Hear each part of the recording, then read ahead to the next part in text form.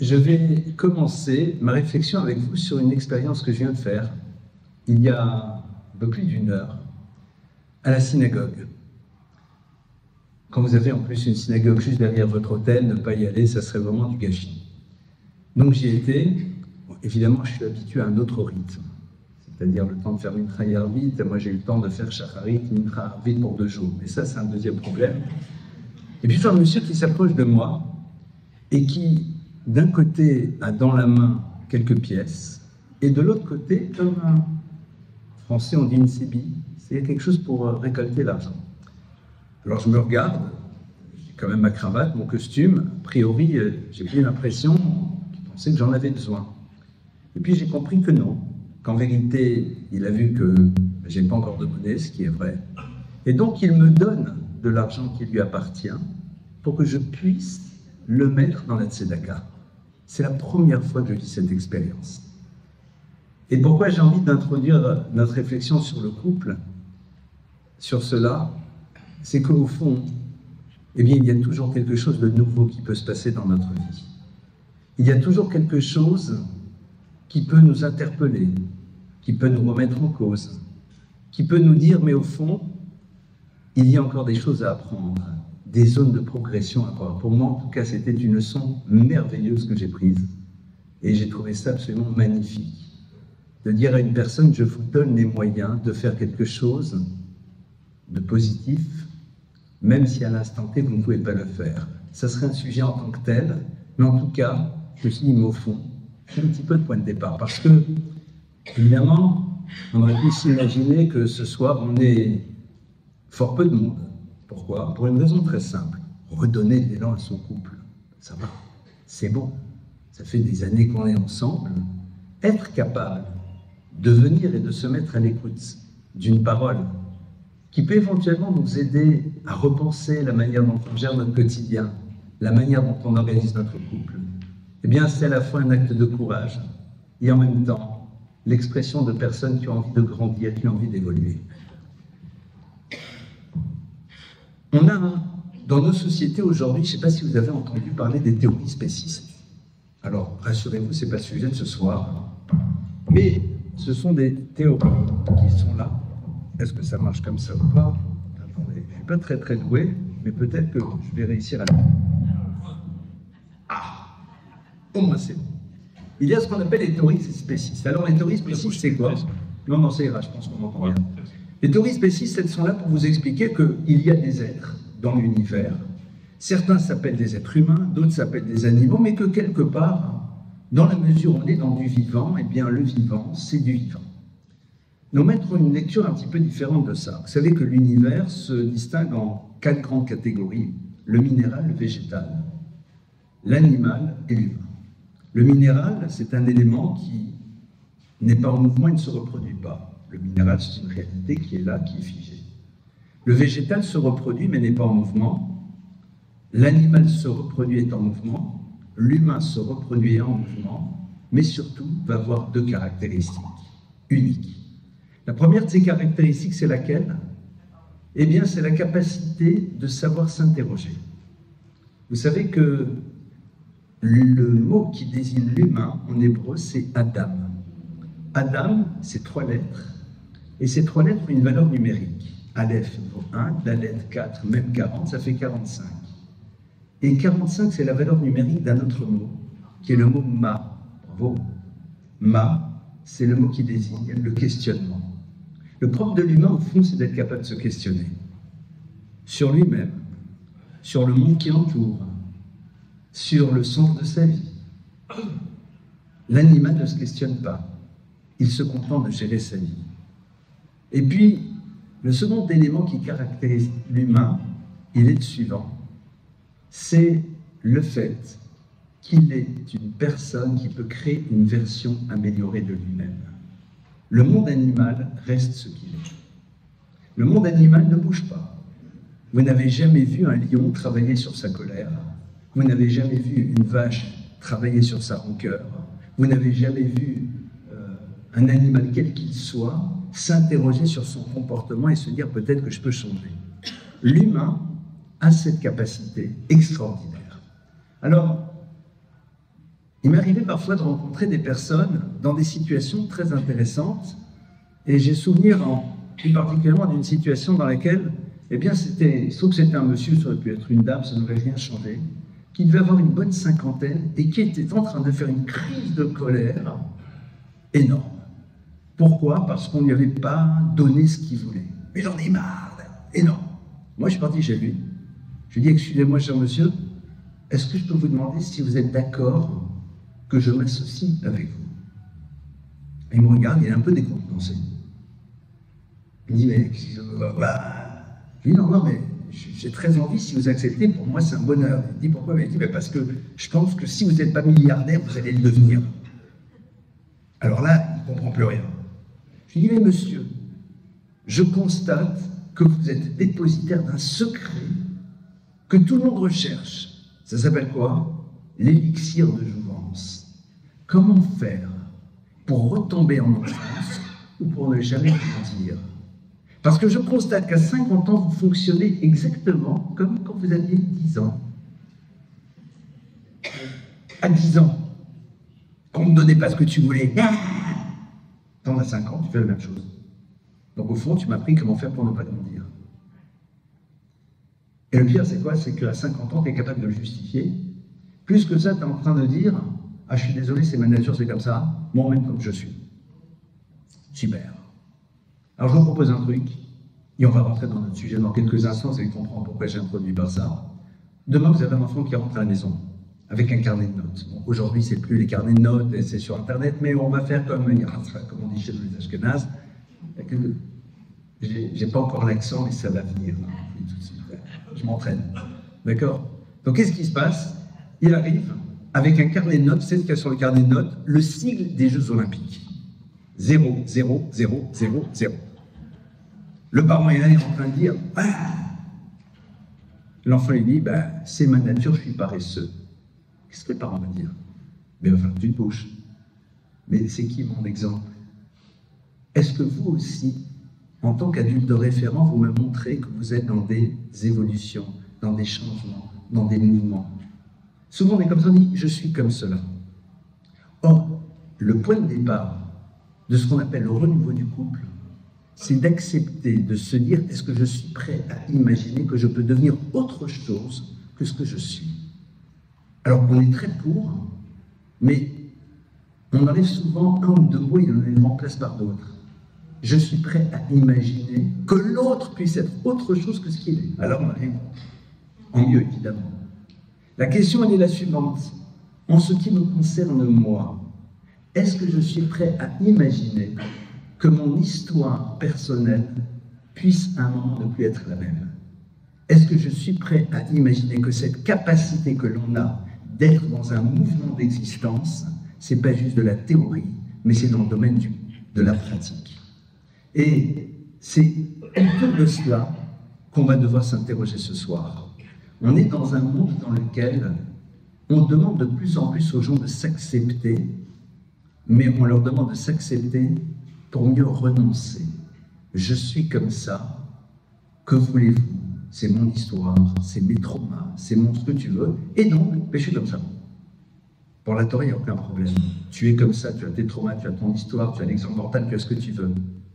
Mais est-ce que tu es prêt à imaginer que tu peux être autre chose?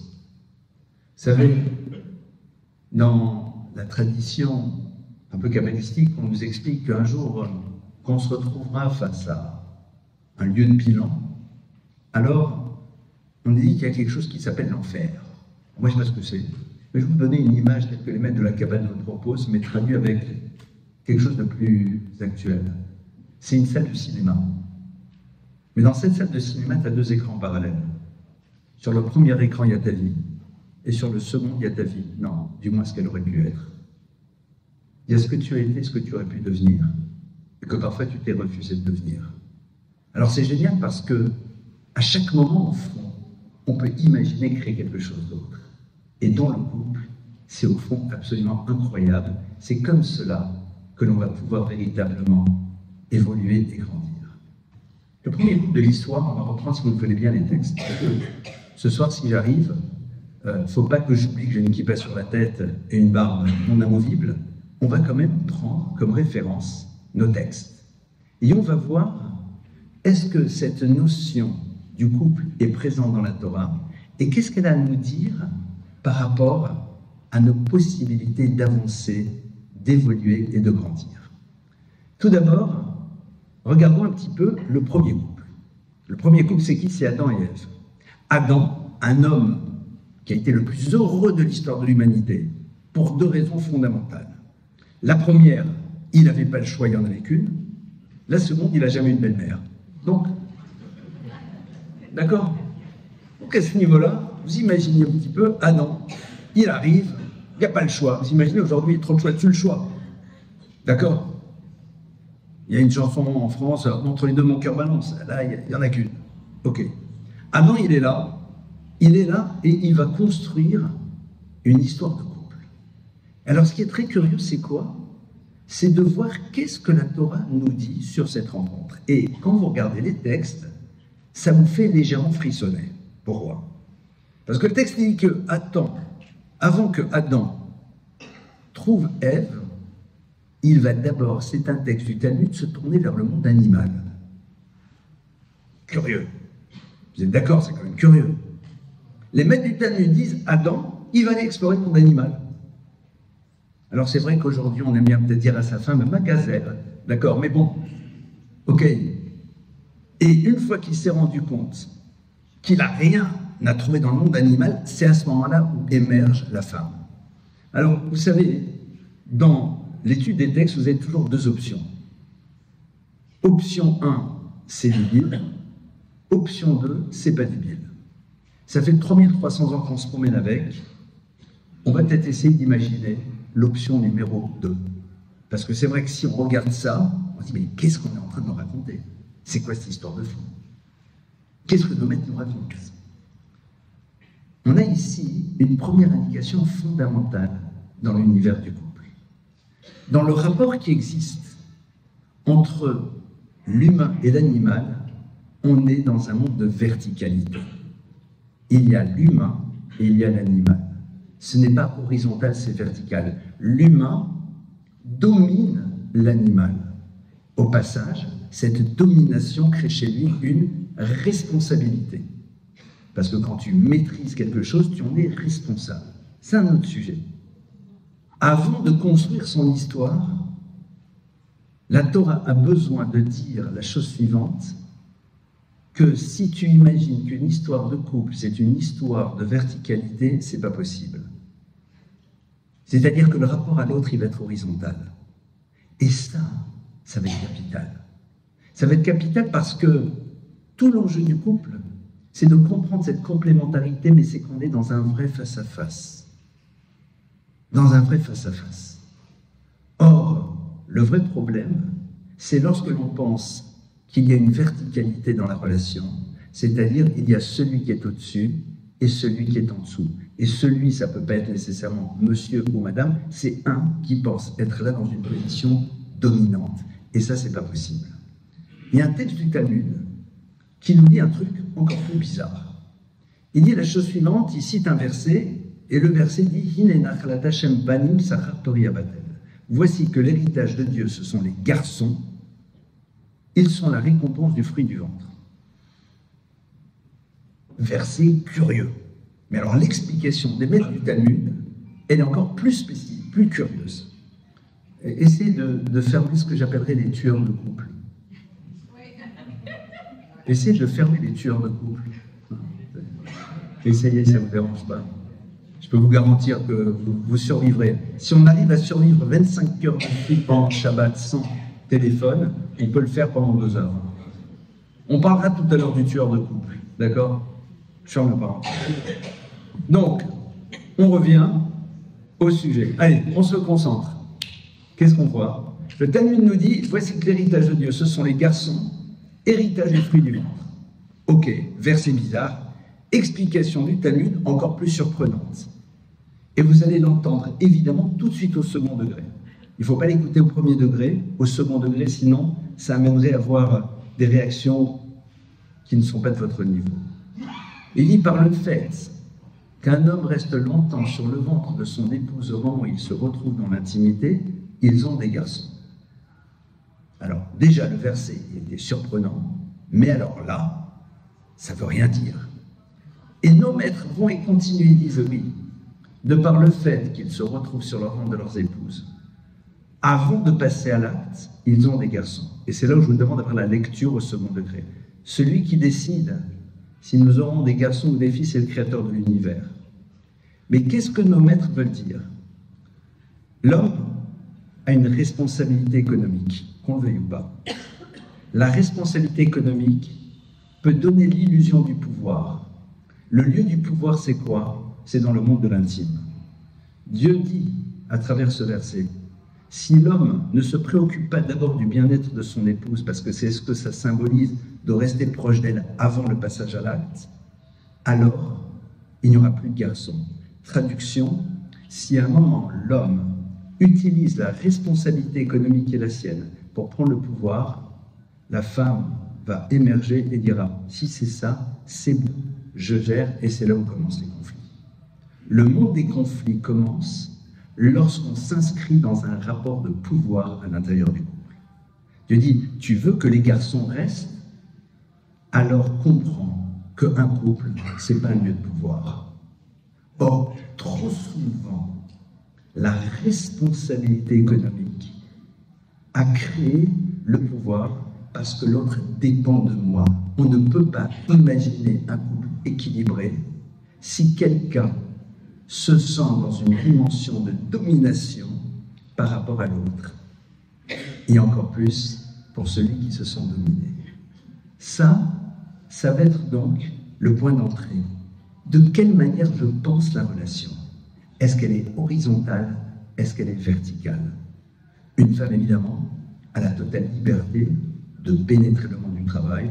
Je suis d'autant plus à mon aise pour en parler quand je regarde mon épouse et nos filles, qui sont toutes dans le monde du travail aussi, sans aucune difficulté. Mais néanmoins, parce qu'à la base, la responsabilité économique échoua à l'homme, il aurait pu imaginer que cette responsabilité lui donne un pouvoir par rapport à l'autre.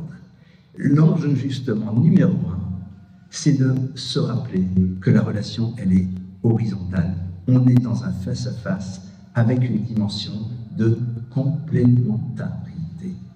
Ça va être déjà le premier point.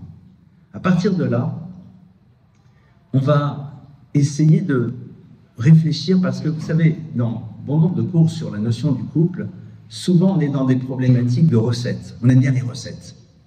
Vous avez des recettes pour que ça se passe bien? Moi, je ne connais pas les recettes. Ce qui est intéressant, c'est de prendre le temps de réfléchir. Alors, on a Adam qui est là, et maintenant il va rencontrer Ève. Et qu'est-ce que Dieu dit? L'autori Adam le vado et c'est l'oreza conegdo. Il n'est pas bon que l'humain soit seul, je vais lui faire réserve une aide conegdo contre lui. Alors, vous savez que chez nous, les Juifs ont un grand principe. Pourquoi faire simple si on peut faire compliqué? En yiddish, on appelle ça shra. D'accord? Pourquoi faire simple si on peut faire compliqué? Vous êtes d'accord que pour désigner un conjoint, la Torah elle a utilisé des mots bizarres. Je vais créer une aide contre lui. D'abord, une aide, c'est pas contre, c'est avec. Et pourquoi tu appelles l'autre une aide? Je vais créer quelqu'un qui va s'appeler le conjoint. Pas le conjoint, hein, le conjoint. D'accord? Donc, je vais créer réserve conegdo, une aide. En vérité, et c'est ça la génialité du texte, chaque mot a du sens. Le mot réserve, qui veut dire une aide, ce sont 3 lettres. Ce sont 3 lettres, avec ces 3 lettres, vous faites un autre mot. C'est quoi cet autre mot? C'est le mot zera, qui veut dire une semence. Réserve, aïn, zaïn, resh, c'est les mêmes lettres que le mot zera. Parmi la tradition d'exégèse des textes, on a l'habitude, en effet, de construire le sens en décryptant le mot de cette manière. C'est quoi une semence? Une semence, c'est un monde des possibles. Une semence, c'est tout petit. Il faut que tu identifies sa singularité, sa particularité. Et il faut que tu lui donnes ce dont elle a besoin. Tu dois voir ton conjoint comme étant un monde des possibles. Et tu es la personne qui va pouvoir lui donner la possibilité de devenir ce qu'elle peut être à travers une réflexion sur ce dont elle a besoin d'avoir réellement. Et ça, au fond, c'est incroyable. C'est-à-dire, la Torah nous dit, on est tous différents. Il y a d'abord le masculin, le féminin. point. Sur ça, c'est des réalités structurelles différentes, on va en parler dans quelques instants. Mais l'autre, il est particulier, il est unique. Donc il va avoir besoin de quelque chose d'unique. Par exemple, il y a des personnes, elles ont grandi dans un univers dans lequel elles ne savent pas exprimer leurs sentiments. Donner à quelqu'un la possibilité d'exprimer ses sentiments, ça prend du temps. Vous savez comment ça se passe chez nous dans les mariages ashkénazes? Vous savez comment ça se passe? Je vais vous expliquer comment ça se passe. Alors, le mariage se passe comme chez tout le monde, mais après la coupa, l'homme va voir la femme, dit « Chérie, j'ai quelque chose de très important à te dire. Oh, attendez, on vient de sortir de la coupa, ça doit être... Tu me regardes, ouais. Je t'aime. Et tant que je ne te dirai pas le contraire, c'est que je pense la même chose. » Non, ça ne se passe pas comme ça chez les ashkénazes. Dis-moi, ils ne savent pas sourire ici. C'était une blague. Il faut que j'y après. Je rentre dans le mot. Non, parce que vous y avez cru. Oui. Ben, il y a du travail. À moins que ça se passe comme ça aussi chez les Marocains. Il y a des gens pour qui exprimer des sentiments, c'est super compliqué. Vous savez, chez nous, les hommes, la distance la plus grande dans notre corps, elle est où? Elle est entre notre cerveau et notre bouche. On voit plein de trucs, on pense plein de trucs, mais on les dit pas. Et nos enfants, je ne vous raconte pas combien ils ont besoin d'entendre. Parce qu'on pense que c'est pas viril de parler, c'est les femmes qui parlent. Il faut parler, il faut dire, encore plus aujourd'hui. Mais l'autre, il est là, il a grandi dans un monde dans lequel on ne parlait pas. On n'exprimait pas les sentiments. Enfin, si on exprimait les sentiments quand ils étaient désagréables. Ah, il n'y a pas de problème. Donc pour lui, commencer à parler, exprimer, ça va être difficile. Réserve. Quand tu es en face de cette personne, tu vas pouvoir l'aider, tu vas pouvoir lui donner les moyens de s'exprimer, de s'épanouir. Il n'y a pas de plus grand bonheur dans la vie que de réaliser qu'on est la source du bien-être de l'autre. Il n'y a pas de plus grand bonheur. De réaliser qu'à travers ce que l'on a investi, on a réussi à donner à l'autre des moyens de se sentir bien, de s'épanouir. Là, on se sent profondément bien. Regardez d'ailleurs, une maman, quand elle permet à l'enfant de franchir des étapes, c'est quoi son bonheur à elle? Son bonheur, c'est de lui avoir permis de passer une étape, de commencer à être plus autonome, plus lui-même, plus serein. Et d'ailleurs, on voit ça dans une histoire merveilleuse dans le Talmud. Un couple incroyable, Rabbi Akiva et sa femme. Rabbi Akiva, c'est quelqu'un qui disait, si je vois des gens qui étudient la Torah, je les mords comme un âne mort. L'âne, quand il mord, à ce qui paraît, il brise les os. C'est pas quelqu'un qui n'était pas religieux, mais il disait, mais c'est quoi ces gens qui perdent leur temps dans un monde dans lequel ils pensaient que la valeur des choses était liée à leur dimension productive, tangible, quantifiable et monnayable. Et Rabbi Akiva, qui n'est pas Rabbi Akiva, rencontre une femme. Il cherchait la femme comme dirait l'autre. Et cette femme voit dans cette rage une énergie, mais mal organisée. C'est-à-dire que nous, on aurait dit, ouais, c'est honteux. Elle a dit, ce bonhomme, il est là.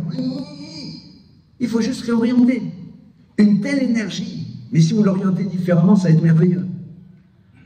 Et concrètement, il se marie avec elle. Et concrètement, il va devenir Rabbi Akiva. Et quand il la rencontre avec ses élèves, alors qu'il est devenu maître, référence, c'est ce qu'il dit. Sheli v'shelachem shelahu, ma Torah, votre Torah, c'est à elle.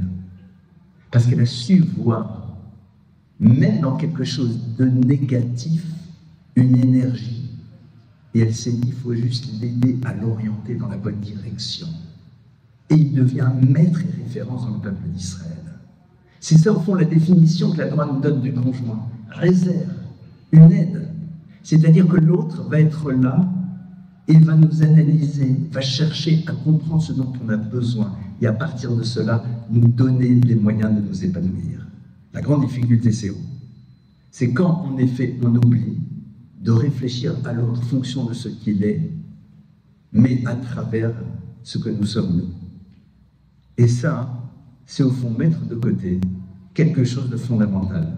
C'est qu'un homme et une femme, ça ne fonctionne pas de la même manière. Il n'y a rien de plus étrange pour un homme qu'une femme. Et réciproque. Il y a des choses qui vont nous dépasser radicalement. Et c'est la raison pour laquelle la Torah nous dit « Veyadata ki shalom alecha » et tu sauras, et la paix sera dans ton ménage. Je ne te demande pas de comprendre, je te demande de savoir. Je ne te demande pas de comprendre. Vous connaissez comment ça se passe? Attendez. Après le mariage. D'accord? On livre le tableau qu'on a commandé. D'accord? Donc on livre le tableau qu'on a commandé, le tableau il arrive, on nous les pose, etc. Et puis après, le soir, Marie il arrive et dit chérie, le tableau a été reçu. Elle dit oui, d'ailleurs. D'ailleurs, dis-moi, chérie, on adore ça. Surtout quand il y a des gens qui vous écoutent. Ça fait plus classe. Ce qui est intéressant, c'est de savoir ce qui se passe, vous savez, quand les portes sont fermées. C'est là où ça peut devenir plus intéressant. C'est une autre histoire. Alors, qu'est-ce qui se passe?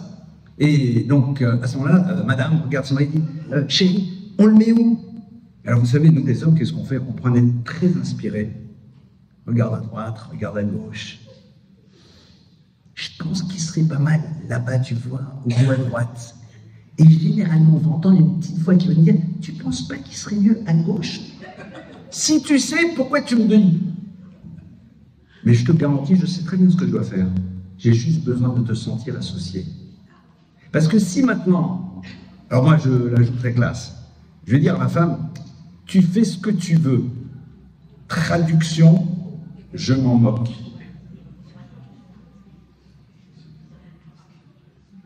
Mais attends, c'est notre maison. Mais moi je ne comprends pas, c'est pas logique. Mais de côté, c'est logique. Quand il y a une ampoule qui se casse dans la salle de bain, d'accord? Comment ça se fait que chez sa mère, l'ampoule a été réparée en 10 minutes? Et chez toi, ça fait 15 jours qu'on est encore avec la porte entrouverte pour que la lumière du corridor éclaire la salle de bain. Je vais vous raconter ce qui s'est passé chez sa mère. Mon chéri, vraiment, tu me rends un immense service. Et quand il a mis, il a dit, t'es un amour, c'est exceptionnel. Qu'est-ce que c'était super? Entre nous, si l'ampoule faut la remplacer, tu la remplaces. Nous, les hommes, on a besoin de nous sentir des super-héros quand on fait des choses normales. Moi, vous savez, quand je remets les commissions et que je me rappelle que sur la liste que m'a donnée ma femme, il y a un recto et il y a un verso. Je suis très fier de moi. J'ai lu le recto et le verso. Si je lui dis, t'as vu, je vais te ramener. Si elle me dit, ben, j'espère bien, elle a raison. Mais j'ai plus envie de la refaire. Pourquoi?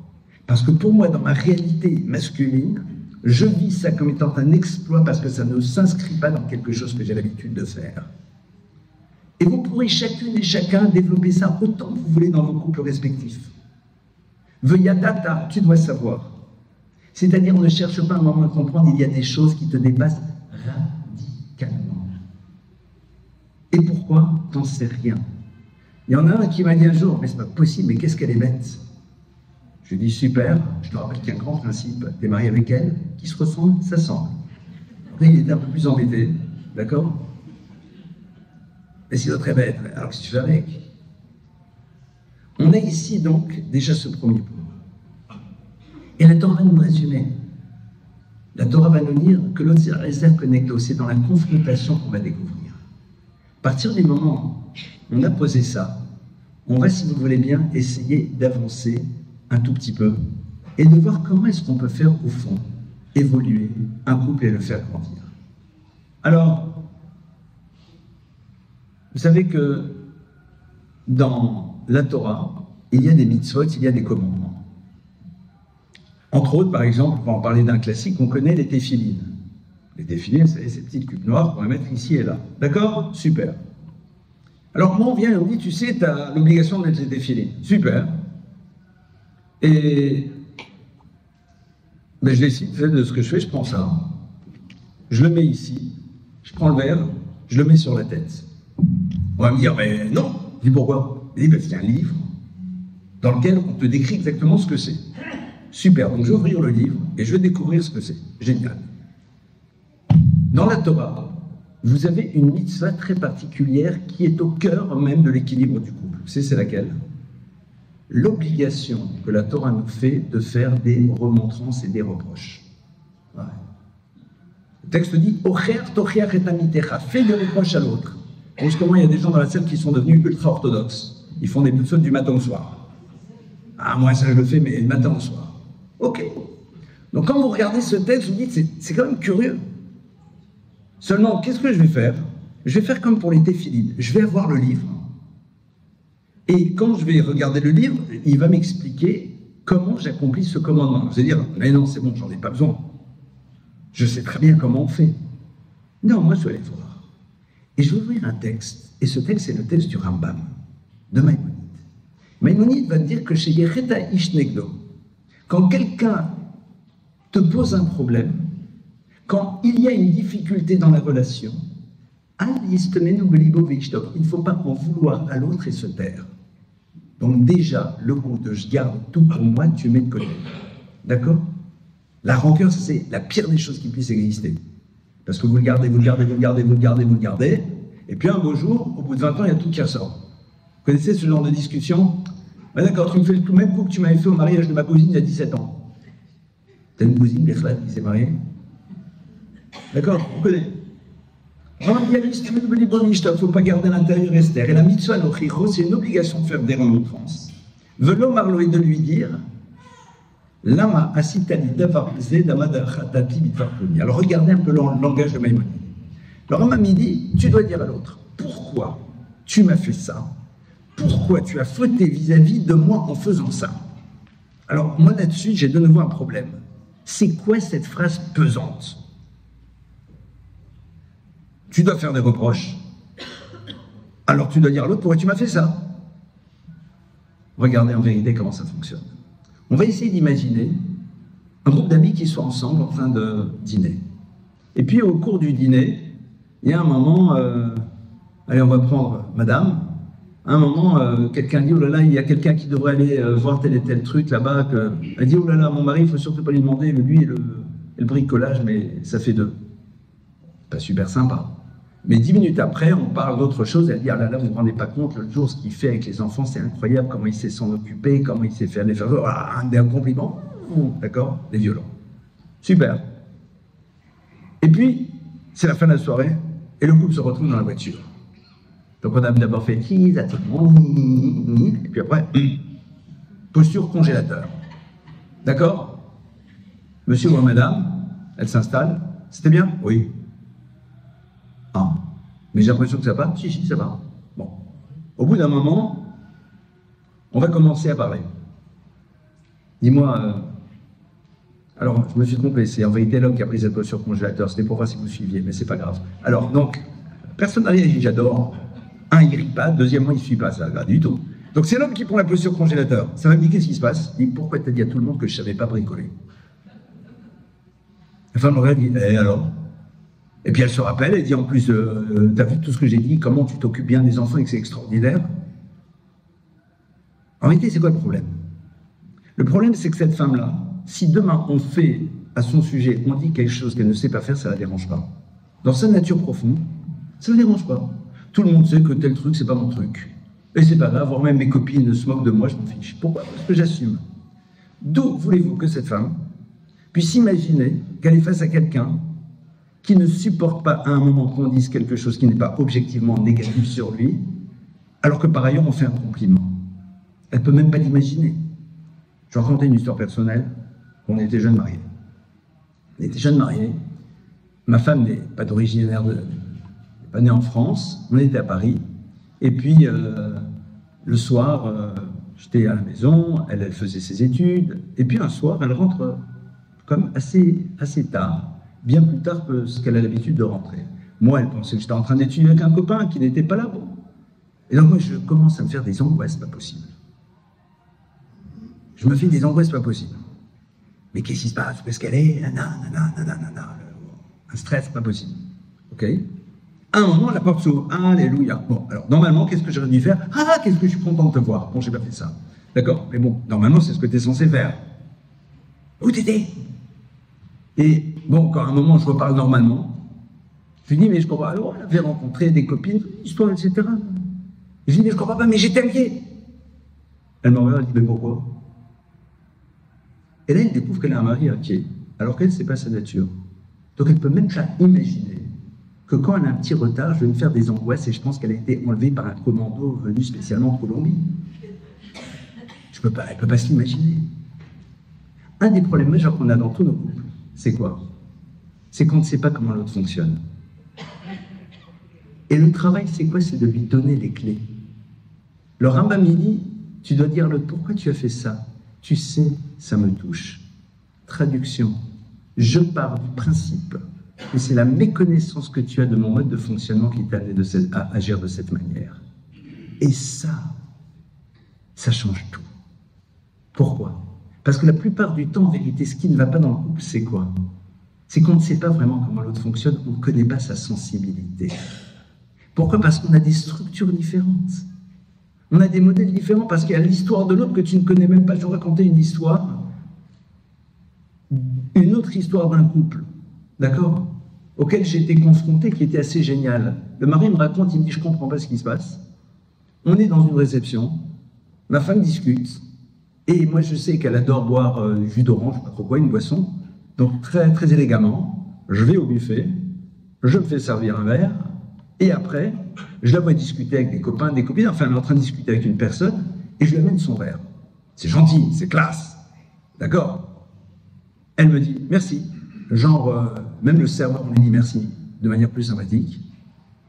Et après je comprends, c'était, on rentre et je sais pas. Et je comprends pas. Et pourquoi? En fait, j'ai fait. T'as raison. Le problème, c'est quoi? C'est comment tu peux imaginer que cette personne-là, en vérité, quand elle était plus jeune, chaque fois qu'elle discutait avec des copines, son père venait genre, mais pour pouvoir entrer dans la conversation et pouvoir contrôler. Tu peux pas l'imaginer. Donc pour elle, dans sa symbolique, un homme qui vient, alors qu'elle discute avec une personne, même si c'est gentil, elle se revoit comme étant, tiens, on va contrôler. Et donc pour elle, ça lui fait remonter des trucs. Mais lui, il ne peut pas le savoir. D'où tu veux qu'il invente un truc pareil? D'où tu veux que je sois au courant? Le Rambam dit que tu dois dire à l'autre, pourquoi tu fais ça? Pourquoi tu as fait ça? Tu sais, sache que cette chose me touche. En 2 mots, il va falloir qu'à un moment, on prenne le risque de partir du principe que l'autre n'est pas un prophète. Surtout les femmes. Les femmes sont persuadées que les maris sont censés être des prophètes. Et qu'ils doivent avoir tout compris sans rien leur expliquer. Pourquoi? Parce que dans les films, ça se passe comme ça. Pardonnez-moi, dans les films, on leur a donné le scénario et dans leur vie privée, généralement, c'est autre chose. Hein. Comment tu veux que j'imagine? Ah, tu devrais savoir que je ne peux pas savoir. Est-ce qu'on est prêt à prendre le risque de dire à l'autre et de lui raconter? Est-ce qu'on est prêt à un moment à d'exprimer à l'autre la manière dont on vit les choses? Et ne pas attendre que l'autre le découvre tout seul. Vous savez, on a tous un fantasme. Il y a 3 catégories dans un couple. Première catégorie, c'est quand vous allez chez votre conjoint, vous lui dites s'il te plaît, ça me ferait très plaisir si tu pouvais ceci, ceci, cela. D'accord? Et l'autre dit, ah bon, ben d'accord, avec plaisir. Ok. Catégorie numéro 2, tu n'as même pas besoin de dire. Juste, tu fais une petite allusion. Et l'autre, ah, il sait comment tu es, il a tout de suite compris, il sait comment agir. Le 3e niveau, pire, tu fais même pas une allusion. Juste, tu es là, et l'autre, il sait. Oh, le 3e niveau, on en rêve tous. Dites-moi, le 1er niveau, il est pas mal aussi. On est dans ce fantasme, l'autre, il doit tout comprendre tout seul. Non, mais si tu le dis à l'autre et que l'autre en tient compte, qu'est-ce que t'en penses? C'est pas mal, hein? Notre problème à nous, c'est que on part du principe que l'autre doit savoir sans qu'on lui dise. Mais on n'est pas marié avec un prophète ou avec une extra-lucide. Et c'est là où, en effet, va se situer le cœur de ce qui permet à un couple d'évoluer. Ce Rambam, ce texte de Maïmonide qu'on comprend mieux. Le Rambam dit, tu dois dire pourquoi tu m'as fait ça. Tu sais, cette chose-là me touche. Traduction, je pars du principe, et donc je te regarde positivement, que c'est la méconnaissance que tu as de mon mode de fonctionnement qui sans doute t'amène à agir de cette manière. On est en option haute. On est en option haute. Quand l'autre fait ça, est-ce que c'est volontairement pour me faire du mal ou c'est parce que l'autre ne prend pas la mesure? Et si c'est volontairement pour me faire du mal, ça veut dire qu'on n'a pas appris à se parler. Parce que pourquoi l'autre aurait besoin de me faire du mal pour me dire quelque chose? Et ça, malheureusement, on ne prend pas suffisamment le temps. Pourquoi? Parce qu'on aime bien se protéger. Parce qu'on a peur que l'autre utilise cette sensibilité contre nous. Et c'est là où, en effet, la Torah te dit « Hocheach tochiach et amitecha, velo tissa alafret » fais des réprimandes, des remontrances, remontrer à l'autre, et à ce moment-là, tu ne porteras pas la faute. C'est-à-dire, sache que la meilleure manière de créer une harmonie dans les relations humaines, c'est de venir vers l'autre, de lui dire, tu sais, quand tu as fait ça, au fond, j'ai peut-être oublié de te dire que pour moi, c'est important. Ah, mais c'est ridicule, comme ma femme aurait pu me dire, mais c'est ridicule d'être stressé. Elle a raison. Mais pour l'instant, je suis comme ça. Peux-tu l'accepter le temps que je fasse mon travail? C'est-à-dire un travail d'acceptation qui, dans un second temps, va nous amener à faire un travail. Et à ce moment-là, qu'est-ce qui se passe?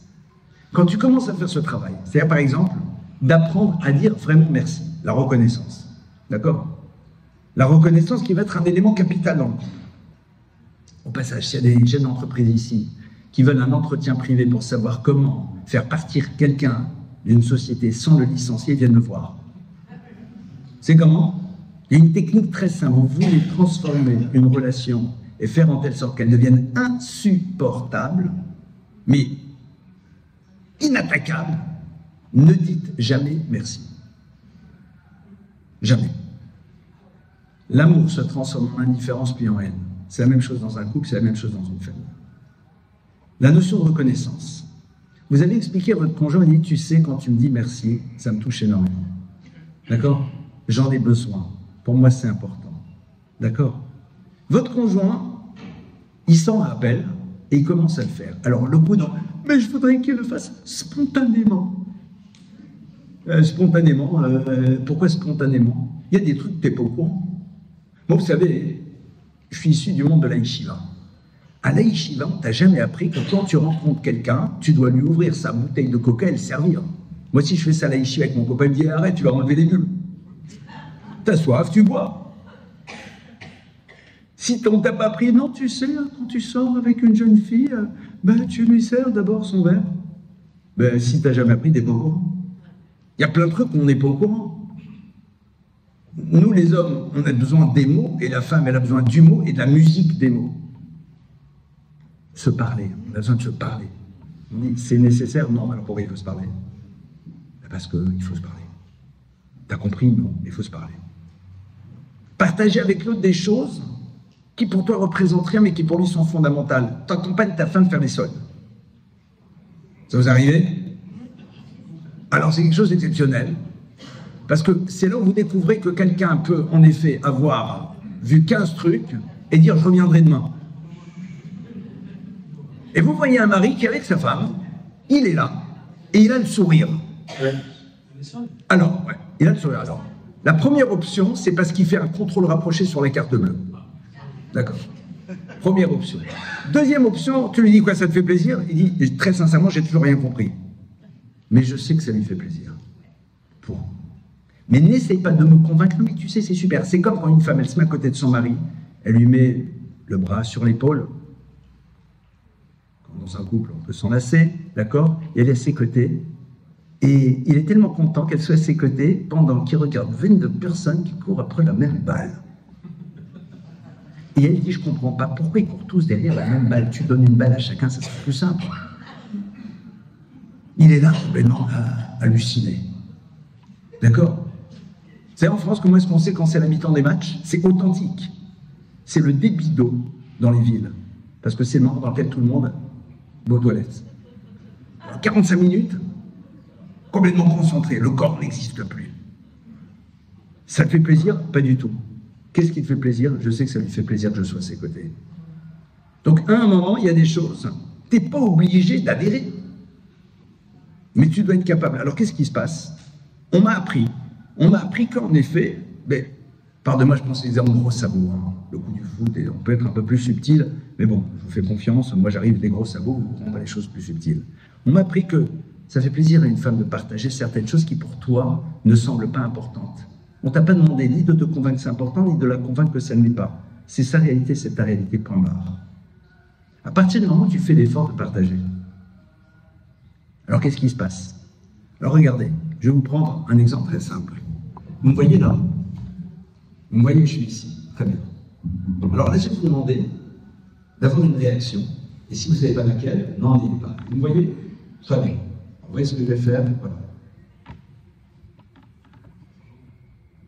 Vous n'avez eu aucune réaction, donc vous êtes extrêmement décevant. Je vais vous dire pourquoi. Je vais vous dire pourquoi on est déçu. Parce que j'ai un souvenir, pas très clair, mais un souvenir, que quand j'avais 15, 14, 13 mois, quand j'ai fait la même chose, c'est-à-dire mes premiers pas, j'avais, des mois, ouais, 13 ans quand même, on aurait pu le faire. J'ai eu autour de moi une bande d'adultes qui me disaient « Bravo, Élie !» Mais si vous me le faites aujourd'hui, vous avez un problème. Vous savez, dans tous les domaines de la vie, à un moment, on est comme un enfant. Quand ton mari ou ta femme a réussi à te dire « Merci beaucoup, j'apprécie énormément, ça me touche. » Ça fait 20 ans que tu attends. Et si tu lui dis « Ah, depuis le temps », moi c'est la même chose, on me dit « Ah ben depuis le temps qu'on attendait que tu marches », je dis « C'est bon, je vais m'asseoir par terre, on va attendre. » J'ai besoin d'encouragement, pourquoi? Parce que pour moi, c'est les premiers pas. Pour toi, adulte, c'est facile de marcher, mais pour lui, c'est compliqué. On est tous enfants dans un domaine. L'autre a réussi un moment à maîtriser un petit peu sa colère. Pas comme on aurait voulu. Il faut être capable de dire que la cavote, bravo. Parce que d'habitude, tu es là, et là, tu as réussi à être là. Alors, il vaudrait mieux qu'au niveau de la colère, tu sois au niveau de la table. Mais c'est déjà extraordinaire.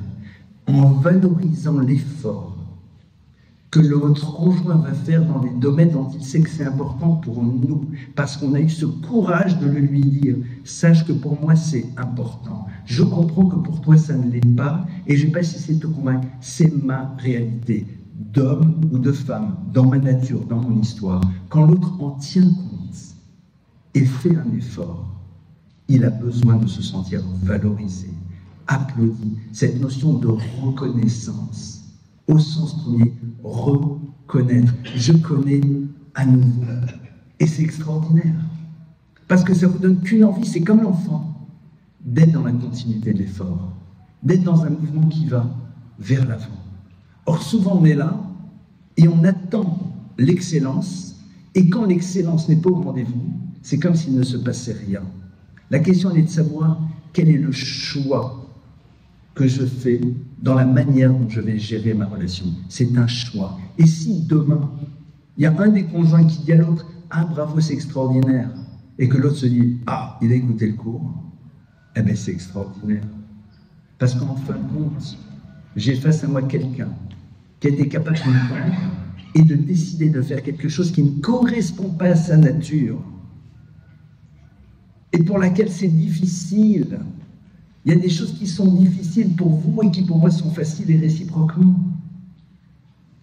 Encourager, valoriser, c'est comme un enfant. Un enfant, on parle de quoi? On parle de ce qui va ou de ce qui ne va pas. On met le doigt sur quoi? Regardez, j'en ai pas ici, je pourrais faire ce test. Essayons d'imaginer, je vais vous demander d'imaginer. Ici, j'ai une grande feuille blanche. D'accord? J'ai une grande feuille blanche. Belle feuille blanche, canson, etc. Et au milieu de la feuille blanche, j'ai fait un beau point, bien visible, allez, on va dire de couleur bleue. Et je vous demande, qu'est-ce que vous voyez? L'immense majorité des gens diront qu'on voit un point bleu. Et moi, je leur dirais, je vois une feuille blanche et un point bleu. Parce que la majeure partie, c'est la feuille blanche.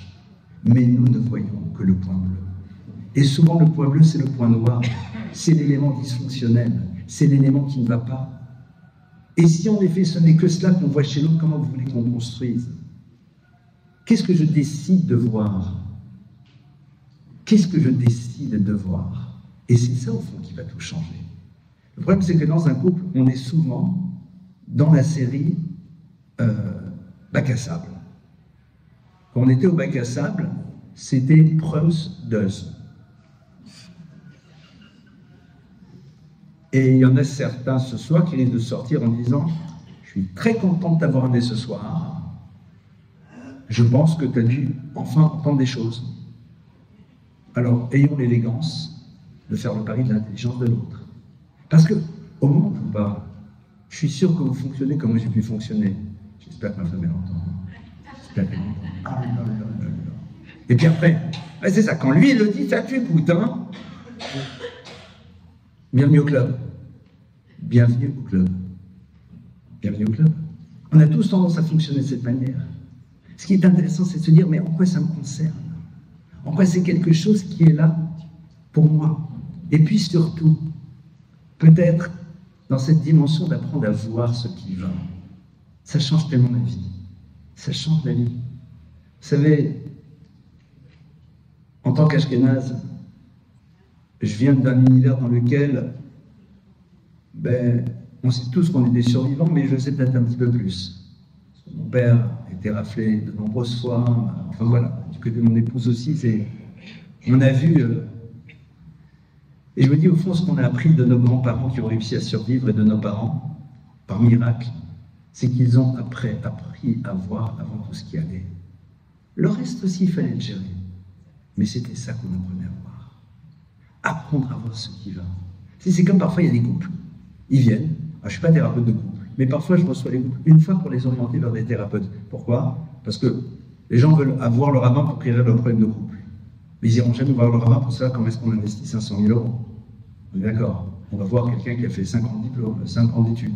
Le couple, c'est au moins 500 000 €. Il faut aller voir des gens dont c'est le métier. Mais ils viennent me voir parfois, parce qu'ils ont besoin que la parole du Rav les convainque d'aller voir quelqu'un.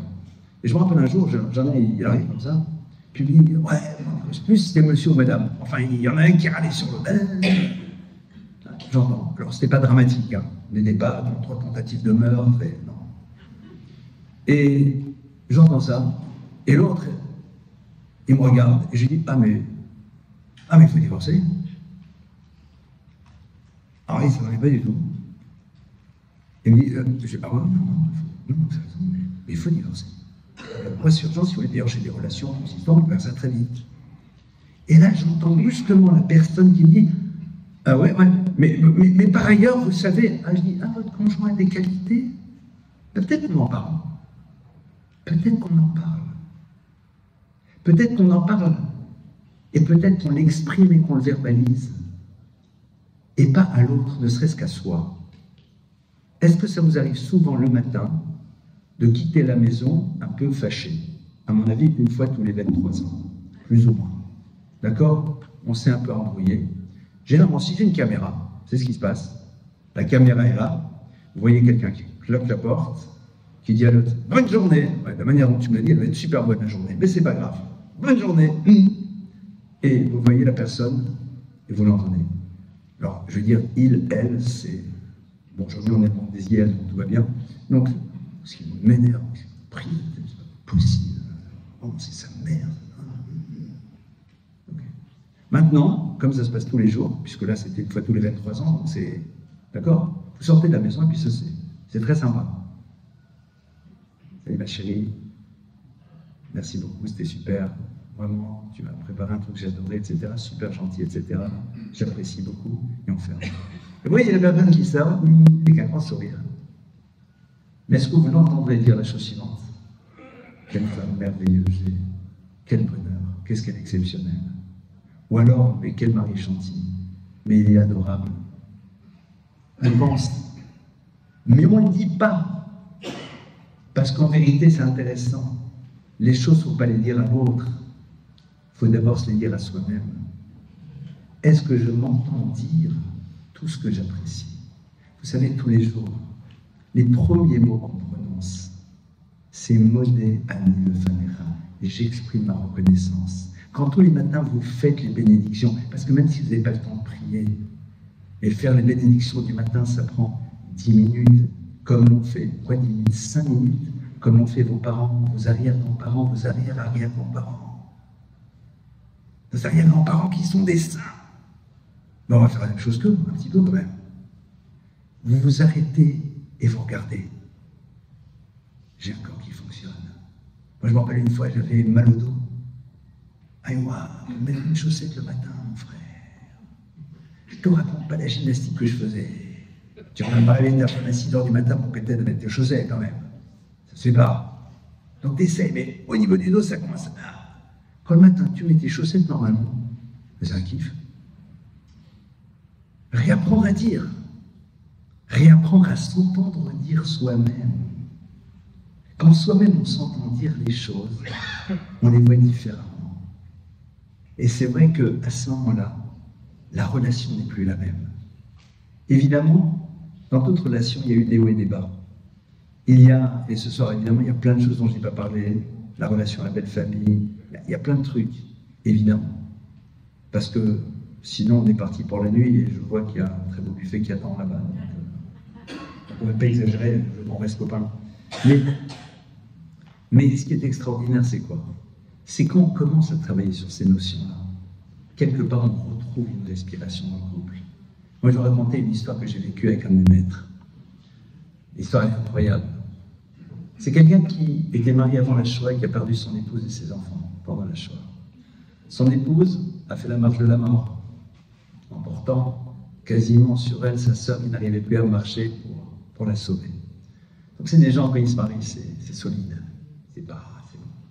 On est un jour à le Rav demandé de monter, et puis, comme il faisait souvent, son épouse, la rabbinite, amène des gâteaux faits maison. Il devait avoir 80 ans, 82, sa femme pas loin, même âge.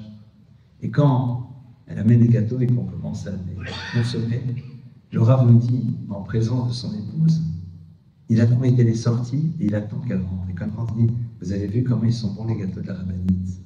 Et je la vois avec un sourire. Ça va, ça fait 50 ans que vous êtes mariés.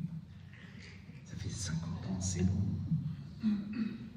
Alors c'est vrai que c'est pas le cas du bonhomme qui accueille sa femme en disant, mon chéri, ma chérie, mon amour, mon trésor, mon bébé, mon pain de sucre. Et l'autre, il est exagéré, il dit, tais-toi, j'ai oublié son prénom. Ça fait 50 ans que vous êtes mariés. Ça fait 50 ans. On est d'accord? Et malgré tout. C'est ce qu'on apprend de nos maîtres, d'ailleurs. Parce que tout était vrai. Il y a à la fois son plaisir à elle d'entendre ces mots. Il y a à la fois pour lui ce bonheur de pouvoir les exprimer. Ne pas avoir peur à un moment de s'engager là-dedans. Ne pas avoir peur à un moment de se dire qu'on a des modèles de fonctionnement différents. Vous connaissez l'histoire du bonhomme qui est là et qui dit « Je veux ressentir ce que ma femme ressent quand elle attend un bébé. » Alors il va chez quelqu'un et spécialisé là-dedans. Vous savez, aujourd'hui, on crée plein de professions. Et puis, il dit, vous voulez, ouais, je pense que c'est important, ouais, je veux ressentir. Alors d'abord, qu'est-ce qu'il fait? Il dit, d'abord, je vais vous prendre un coussin, je vais mettre 3, 4, 5 kilos de sable, je vais l'attacher, et puis vous allez voir déjà comment vous pouvez courir, bouger. Et puis à un moment, il dit, bon, alors maintenant vous allez voir, hein, il prend un stylo, il le jette par terre, et il dit, allez-y. Il dit, je dois faire comme elle fait. Il dit, oui. Chérie, tu peux me ramasser le stylo? On a des modes de fonctionnement différents. On a des modes de fonctionnement différents. Mais à partir du moment où on essaye de les accepter, à partir du moment où on essaye de vivre avec ça, vous savez, c'est quoi la plus belle déclaration d'amour? Et je conclure là-dessus. La plus belle déclaration d'amour qu'on puisse faire avec quelqu'un, c'est quand une personne vous demande quelque chose et que vous ne lui demandez pas la raison pour laquelle elle vous le demande et vous l'acceptez. Chérie, est-ce que tu peux aller m'acheter telle chose dans tel magasin? Pourquoi dans tel magasin? Il y en a un autre. Oui. Pourquoi? Parce que c'est toi qui me le demandes. L'expression de l'amour, c'est être capable à un moment de dire à l'autre la raison pour laquelle les choses se font, c'est parce que c'est toi. Bien sûr, si l'autre te demande de faire un truc complètement fou, promène-toi dans les rues de Casa à 3h du matin avec un drapeau japonais en chantant la Marseillaise en chinois, on peut demander éventuellement des explications de texte. Mais au fond, et c'est d'ailleurs ça notre relation d'amour avec Dieu, il y a des choses qu'on ne comprend pas. Il y a des choses, mais est-ce que Dieu a besoin de ça? Sûrement pas. Pourquoi il m'a demandé de faire certaines choses? L'expression de l'amour, c'est d'être prêt à accepter la demande de l'autre, même si quelque part pour nous, elle nous dépasse, dans la mesure bien sûr où elle est acceptable. Et on va conclure avec ce mot. Aimer. Ça veut dire quoi? Parce qu'on parle des mots. Tout le monde a chanté l'amour. Ronsard, mignonne, allons voir la rose qui ce matin est éclose. Johnny, que je t'aime. C'est quoi aimer? Et ça va nous ouvrir un autre sujet que je n'aborderai pas évidemment, mais qui va peut-être nous permettre de mieux percevoir certaines choses.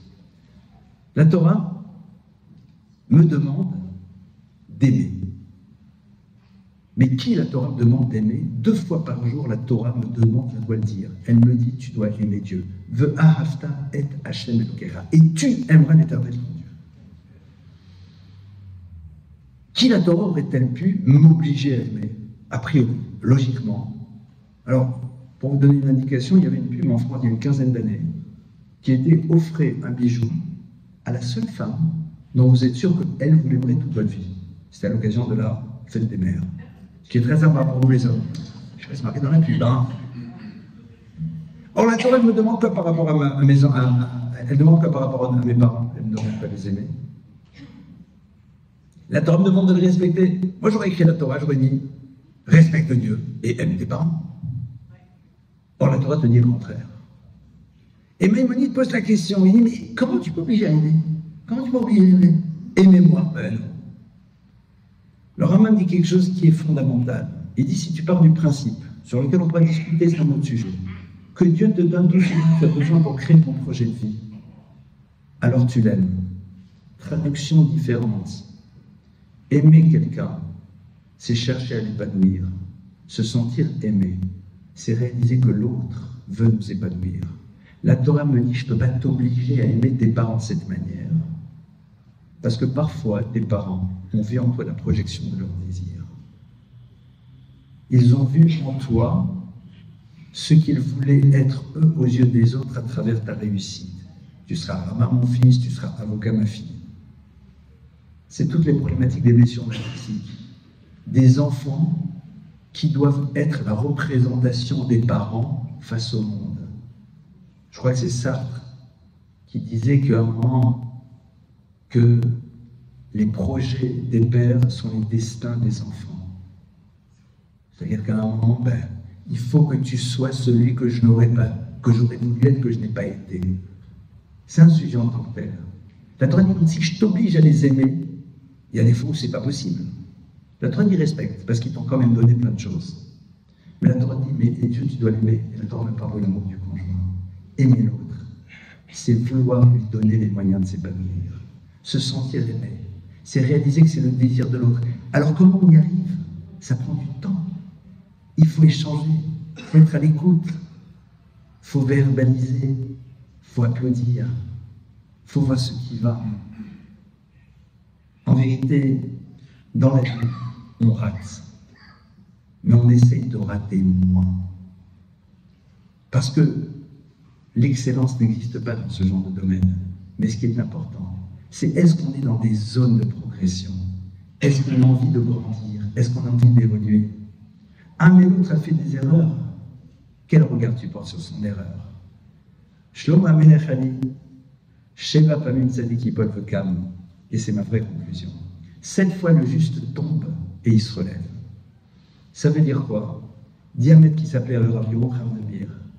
La grandeur de quelqu'un, c'est de savoir qu'il est tombé. Parce que si tu dis que tu es tombé, ça veut dire que tu dis que là où tu te trouves, c'est pas ta vraie place.